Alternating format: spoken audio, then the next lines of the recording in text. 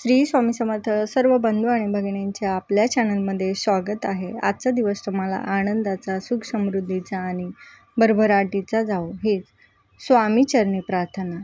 रविवार दिनांक 7 सप्टेंबर रोजी खग्रास चंद्रग्रहण आहे आणि हे ग्रहण संपूर्ण भारतातून दिसणार आहे.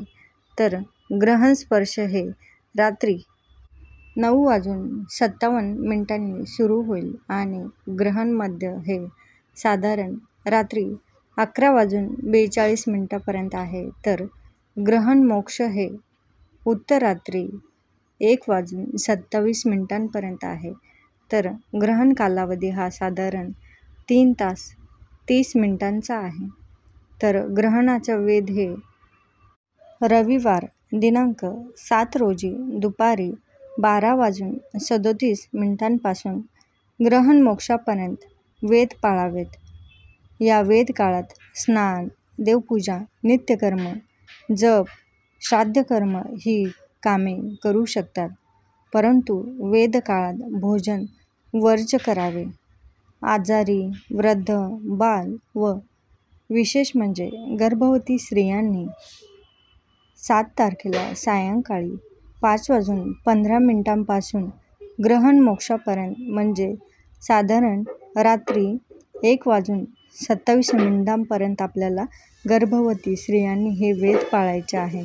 तर याचा पुण्यकाल व पर्वकाल ग्रहण स्पर्शापासून ते मोक्ष वेळेपर्यंत आहे. तर या दिवशी शक्यतो गर्भवती स्त्रियांनी घराच्या बाहेर शक्यतो जाऊ नये. आणि या दिवशी त्यांनी नियम म्हणजे कोणते, तर सगळ्यात महत्त्वाचा म्हणजे जेव्हा आपला ग्रहण स्पर्श होईल ते ग्रहण मोक्षापर्यंत पायाची मांडी घालून बसू नका किंवा काही चिरणे, कापणे, शिवणे किंवा विणणे यासारखे गोष्टी बिलकुल करायच्या नाही. आणि या वेळात फक्त शक्यतो देवघरात बसून आपल्या गुरुमंत्राचा किंवा एखाद्या मंत्राचा जप करत बसावा. आणि हे ग्रहण रात्री असल्यामुळे शक्यतो झोपू कुणीही नाही.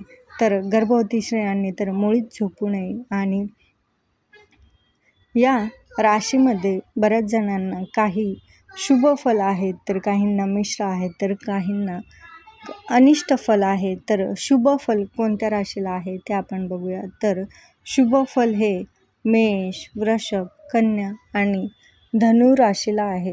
तर मिश्र फल हे मिथुन, सिंह, तूळ व मकर रास आहे. व अनिष्ट फल हे कर्क, वृश्चिक, कुंभ व मीन या राशीला आहे. तर ज्या राशींना अनिष्ट फल आहे तर त्यांनी व गर्भवती स्त्रियांनी हे ग्रहण शक्यतो पाहू नये. आजचा व्हिडिओ आवडल्यास नक्की लाईक, शेअर आणि सबस्क्राईब करा. धन्यवाद. श्री स्वामी समर्थ.